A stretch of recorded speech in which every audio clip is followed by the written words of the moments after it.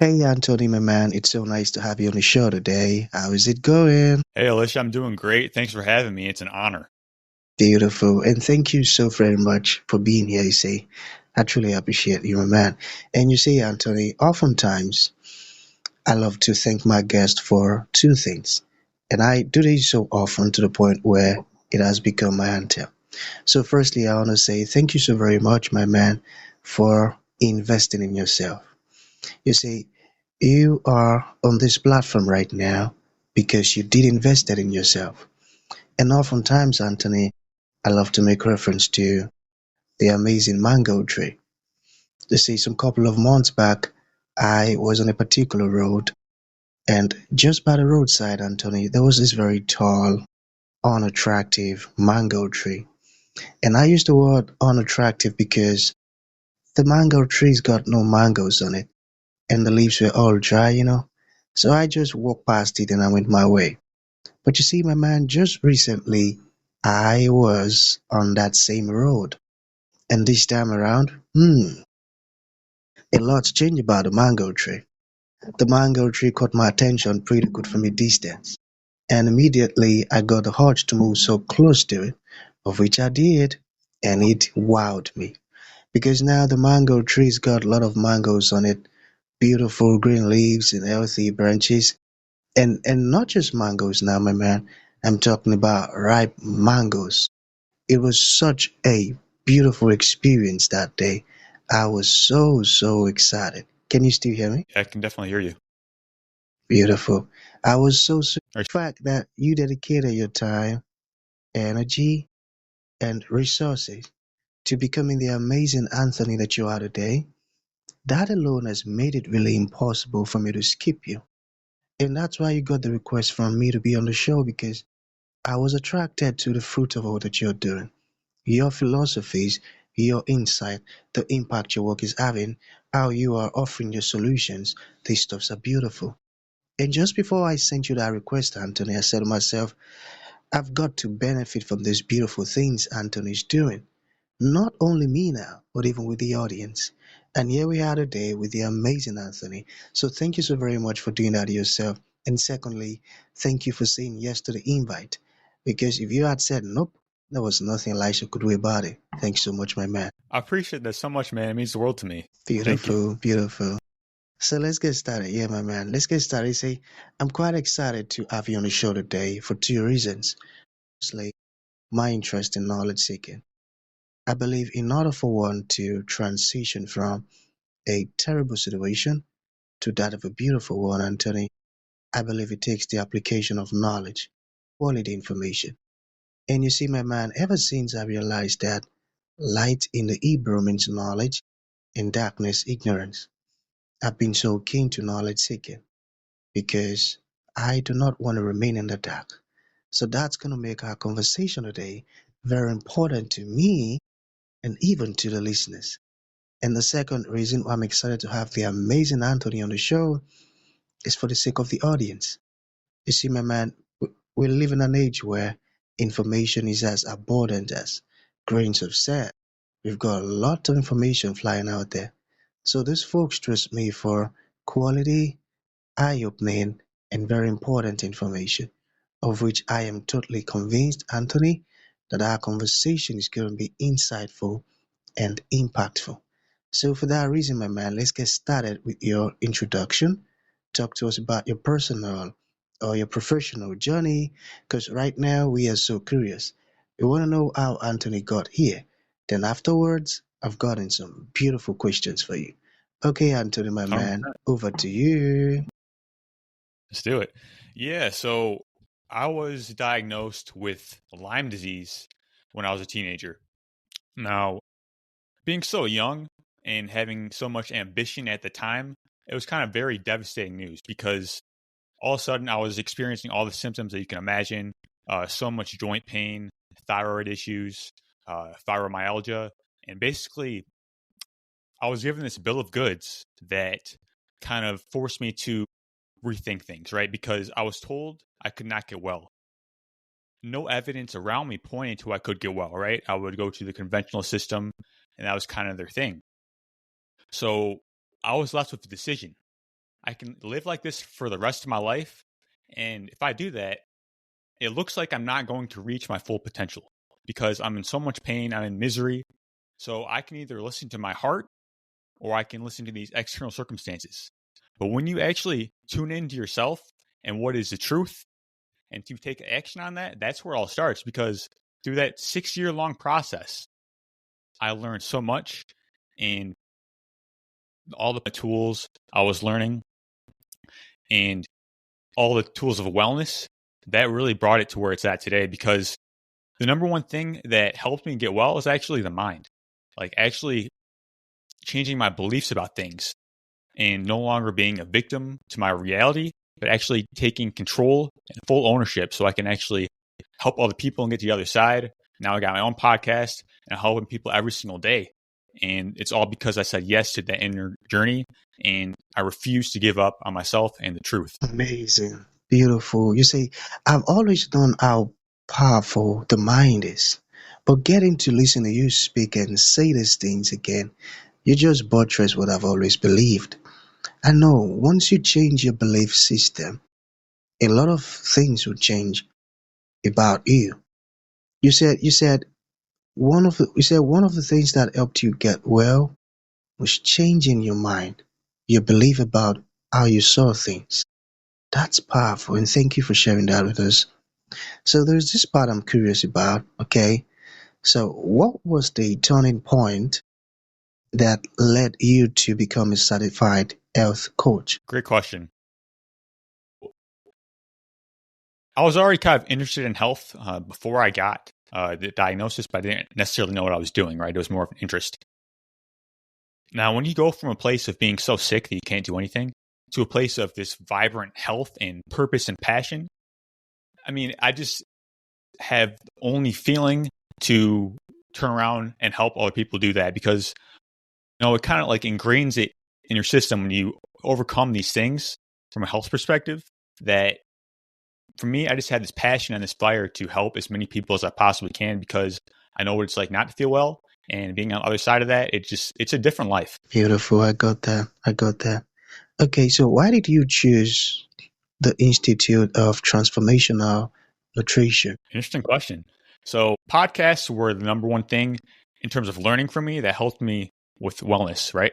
So one day I heard the founder on a podcast I listened to, Cynthia Garcia. And at the time I was kind of looking actually for a career path. I didn't really know what it was. I just knew that if I keep continuing, for being the greatest version of myself for every single day, um, right questions are going to lead to the right path, the right answers. And as soon as I heard this podcast, it kind of gave me that nudge that, hey, this is it. I didn't even know what a health coach was, but I know that this is the thing that I'm going to do. And that was it. Wow. That's one of the power of podcasts. Beautiful. Thank you for sharing that with us too. Okay, so what is this one key lesson you learned during your certification that changed how you view health? Got it? It changed how I view health. Well, I'm going to have to say the coaching aspect because they teach you how to be a coach in a sense. And like being able to listen to people and having empathy is the number one thing because a lot of people, we just want to tell people our thing and how things should be, right? And instead of actually listening to the person and their own journey, because when we do that, that's what a coach does. It's about customized approach and actually listening to that person because everyone is going to be unique and different. That's actually the number one thing I took away because I was already pretty versed in health by the time I became certified. But the coaching aspect, I mean, that's where it's at because we can have all the knowledge in the world, but if we don't know how to use it for other people's benefit, then it's not really something that we can use in a sense. Beautiful. I got that. And you see, you've got a very powerful story, inspiring one at that. So, how do you use your story to inspire others on their wellness journey? Absolutely. So I find that the number one thing you can do for people is be the model. Be the living model and example of what you teach and of health, and not just health, because I'm talking about being the greatest version of you, right? So I believe that you are the foundation of your life. So health, wealth, relationships, everything, like working on your character is key. And being the change you wish to see in the world, essentially. And once you focus on your health, um, I just find that everything else is so much easier when you actually feel good, because we're so powerful, but it just makes things so much harder if we just don't feel well. We can do it because we are so powerful, but how will we stack the conditions in our favor every single day? Profound words. Because when you feel good, I tell you, even stuff that ought to upset you, you might just laugh over it. I got your point. You're so that's so true and correct. So let's get personal a bit, okay? So what is that most rewarding moment you've had as a health coach? Most rewarding moment, uh, I don't know if I can handle it down to one moment, but I would say it's a purpose driven thing that I'm living out every single day. Right? I know that I'm on my path. I know I'm on my purpose. I'm on passion. I'm doing everything in my power to help people, and that's the gift of overcoming your story, like overcoming your own hardship. Because once you do that, like one person obedience is connected to so many other people's destiny. Like you don't understand how many people are watching you, and if you just play it safe, play it average, man, like you're not gonna be the change that you wish to see, because people are watching you whether you know it or not. And once you overcome your story, you will be a model, and you almost give permission to for other people to do the same. I got that. I got that. So you simplify complex health topics, all right? So how do you do that in a way that people can actually apply? Exactly, because there is so much health information out there, right? A lot of the science is unnecessary complex. Of course, like being a coach, I kind of enjoy it, so not everyone does that. But I think the great tenet of a teacher is to take complex topics and make them simple. So because you can have all this information, but if people don't understand it and they don't put it into practice, like again, it doesn't really matter. So making things practical for people, like in terms of nutrition, for example, instead of like going off on like things that people can't understand, how about you actually relate it to their own life and just make it foundational? Because like how everything goes is just the foundational principles that really matter and actually work in the long term. Everything else is kind of fancy, but like the foundation is where it's at. That's a great one. Foundation, so true. And I love your heart. You've got this loving heart, and you're so clear in your head what you're born to do, and that's exactly what you're doing. Now I see why you're so good at what you do. Thank you. You see. Appreciate that, So man. yeah, my man. So I want us to go deeper in that. All right. What wellness topic do you think people are most confused about?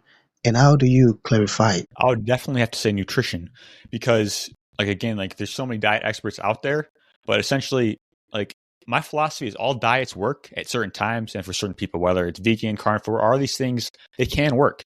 But again, it comes down to the foundational principles and customization. So what are those foundational principles? Number one, eat real food. All right.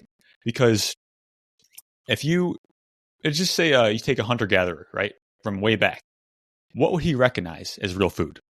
Meat, vegetables, fruits, nuts, seeds, like legumes, all these things. But if you take him and you show him some fruity pebbles, he's not going to recognize that, right? So essentially, the real food is going to give us the body the wholesome nutrition that we need. Number two is eat organic, all right? Because pesticides, herbicides, fungicides, all these things, like the suffix "side" means to kill. Now, it's designed to kill small pests, but we have to keep in mind that we are made up of these tiny microorganisms, right? And there's so much data on it showing how it disrupts the microbiome. Pesticides are either neurogenic or estrogenic, meaning that it disrupts the nervous system or the endocrine system. So, of course, like eating vegetables, it's a great start, but understanding that like everything was organic for recent times. So it's kind of a normal thing that our body kind of expects of us. So that's just a simple thing there. And if you do those two things, those are the main things. But if we can talk about number three, would be eating according to your genetics and ancestry. To me, these are kind of auxiliary in a sense. You can kind of upgrade your health a little bit just by seeing your genetic predisposition to things. Maybe you have a thing for diabetes in the family, like you can kind of adjust according to that. And lastly, I would say eat locally. as much as you can. Now, we live in a world where we can have things shipped across the world, which is great. We have the great convenience for that. We have to keep in mind, as soon as things are picked, their nutrients starts to diminish. So we can have things sitting on the shelf for weeks in the grocery store, which we do, and the nutrition is going to be much less than if you're getting it picked from your local farmer's market, for example. I never knew that. Wow, Yeah. wow. Oh boy, knowledge is light. Thank you for sharing that, Anthony. Thank you. Okay, so we have two more to go. All right. So, what kind of tools or resources do you share to help people live healthier and happier? You got any? The number one tool, I'll always say, assess your mind, assess your beliefs, your values, because I'm going internally here, because internal is really going to create the external. So ask empowering questions. That's a very important internal resource, because the power of our questions is going to lead to the quality of our answers. Because a lot of people are like, I'm in the US here, over 60% of people have a chronic disease. Now, it's not that the solution doesn't exist. It's that people aren't receptive to the solution because their beliefs are that they can't get well. And if those are their beliefs, they're not going to ask the questions, how can I get well? Because the solution does exist. So that's number one. Number two, I'm going to say, find a mentor. This can be a virtual, physical, but somebody has walked the path that you want. Someone who can help you accomplish your goals. Because if your physician doesn't have the same goals as you, give yourself permission to change physicians. It's not that they're bad people. They want to help you, but if they're given a diagnosis and they only have like a hammer, everything looks like a nail.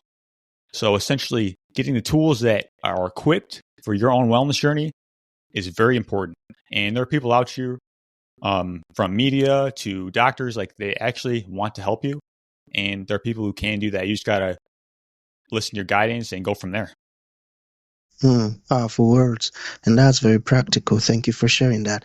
So, lastly, how does sleep or hormone balance play a role in someone's overall well being? Absolutely. Sleep is so important. I mean, depending on how you talk to, I kind of agree, but they kind of say it's sleep is more important than nutrition and exercise combined. And this is because it's really the foundation of everything. It's where, like you said, all the repair takes place, the hormone balance, and a lot of us, we think of like quantity, right? A certain amount of sleep, which is generally 7 to 9. We're like, that's good, right?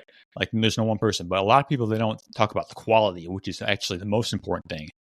So because you can talk about the sleep cycles, the REM sleep, the non-REM sleep, and all these things. Like a lot of people, they're going to bed and they're getting the right amount of sleep, but they still wake up feeling very tired. This is because they're not going through their sleep cycles efficiently, and they're not getting the certain inputs. Just like nutrition requires certain inputs, high quality sleep requires certain inputs. Some of those, real quick, are sleeping in a blacked out room. Like you don't want to see your hand in front of your face, because so many of us, we have lights coming out into the room from the street lights or whatever.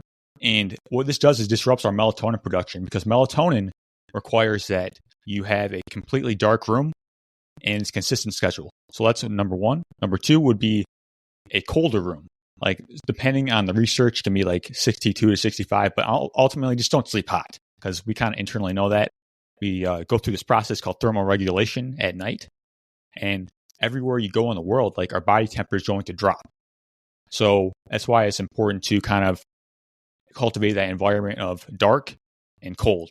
And I can go further into that. There's so many strategies for sleep, but ultimately understanding that certain inputs are going to be required for quality sleep, just like anything else. I got that as well. I got that. So to bring this to an end, my man, what would you like to leave the audience with, like a final thought? And to those folks who would like to reach out to you, learn more about everything you've discussed so far, or maybe hop on your services or programs, how can that be possible? Absolutely. The number one thing I want to tell people is that the power is in your hands. Wake up. Like, no more being a victim. Like, this is your life at the end of the day. And of course, we all been through things. And not to say that these terrible things that happen to you are your fault, because they're not usually. But at the end of the day, it's our life and it's our responsibility. We get to decide what happens next. We get to decide our actions. We control our thoughts and emotions. Once you do that, you overcome your story. You live a life of purpose. That's where it's at, because like you can make your dreams a reality. Like all these things that you're going on in your head, you can do it. but you just got to overcome yourself. You got to overcome your story. And the thing is that it's always going to be a journey. All you have is right now at the end of the day. And once you keep on focusing on the now, that's where it all comes, because growth and service is where it's at. And that's what I do. That's what I help people do. And just inspire people every day. So if you want to get connected with me, I got a podcast as well, Anthony Guastella Wellness. And that's where we talk about everything health, personal development related. I have a website, anthonyguastella.com. This is where I write articles, and I have a coaching practice there. So, yeah, just staying focused on the mission and helping people every day. Beautiful, beautiful. I love that. Thank you for the wondrous stuff you're doing. It's amazing. So that's going to be the end of the show, Anthony. Thank you for coming, and thank you for sharing this beautiful stuff with us. It means a whole lot, my man. Thank you. It's been an honor. Thank you.